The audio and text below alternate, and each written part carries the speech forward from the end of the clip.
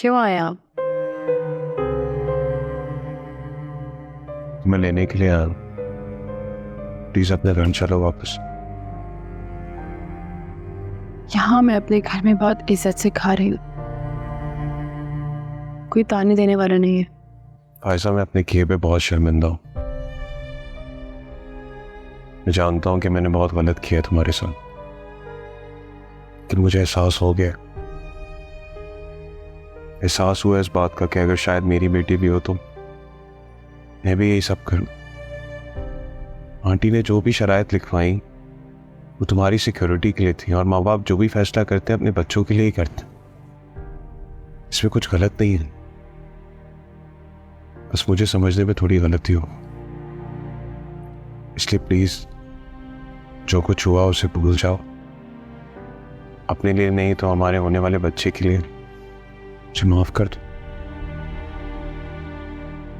क्या लगता है मेरी जात की इतनी तस्लील की आपने? आपके एक छोटे से लफ्ज़ सॉरी से मैं आपको माफ कर दूंगी। मैं जानता हूँ जो मैंने किया है इतनी आसानी से भूला नहीं जा सकता, लेकिन फायजा जिंदगी को एक और मौका देना चाहिए। अपने लिए ना सही, मेरे लिए ना सही, लेकिन हमारे होने वाले बच्चे के लिए।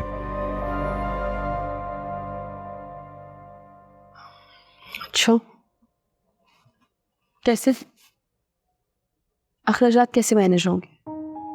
क्योंकि हमारे बीच रखी गई शर्त पर तो अभी भी हम कायम। तुम्हारी और हमारे बच्चे की जिम्मेदारी मेरी है फायजा, मैं मैनेज करूंगा ना। तुम जो कमाओ उससे मेरा कोई सरोकार नहीं है। आपको मैं ऐसी लगता हूँ? मियाँ बीवी का रिश्ता एक दूसरे के साथ चलने पर कायम रह सकते हैं। मैं तो हमेशा से आपके साथ। आपकी अना ने मेरी खूबियों पर पर्दा डाल दिया था।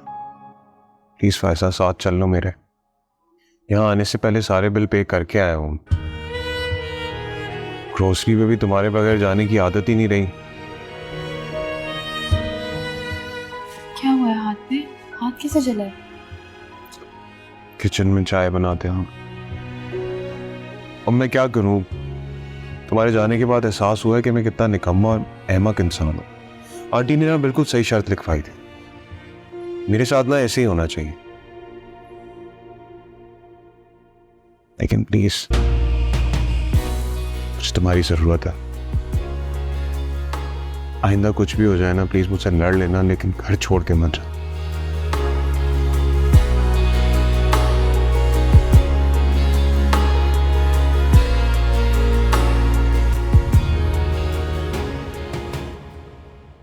फायजा,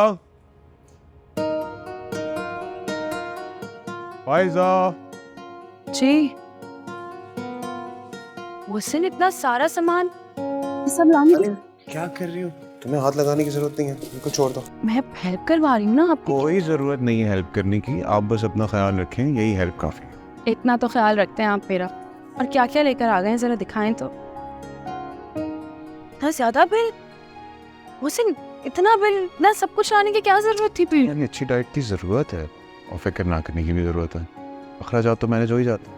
हाँ, मगर इलेक्ट्रिसिटी बिल भी तो इतना ज्यादा पे किया, और ऊपर से ये ग्रोसरी का बिल। कोई बात नहीं, हो तो रहे हैं अखराजात मैनेज। एंड प्लीज, मैं पहले से ही बहुत शर्मिंदा हूँ। मोहसिन, मैं पुरानी बातों को भूल चुकी हूँ। अब जो कुछ भी है वो आप, मैं और ये हमारा बेबी है।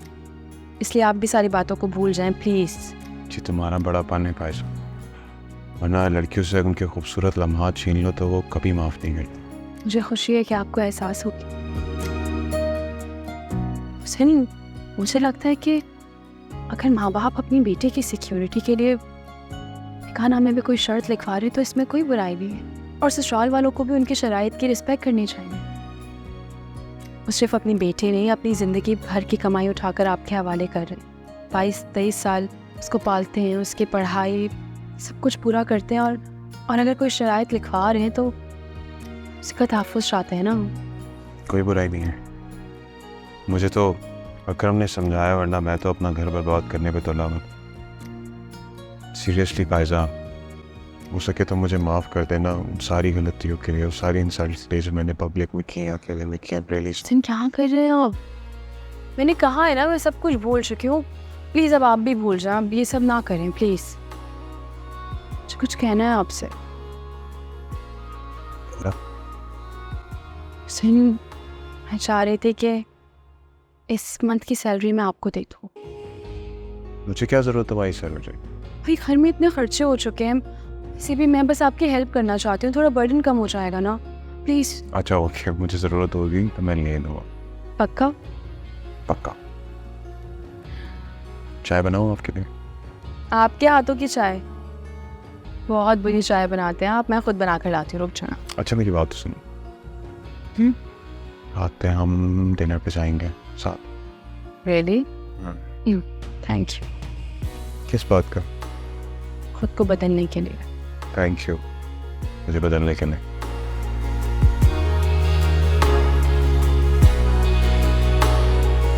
हर एक चेहरे पे लिखी हुई है एक अजनबी दास्तां।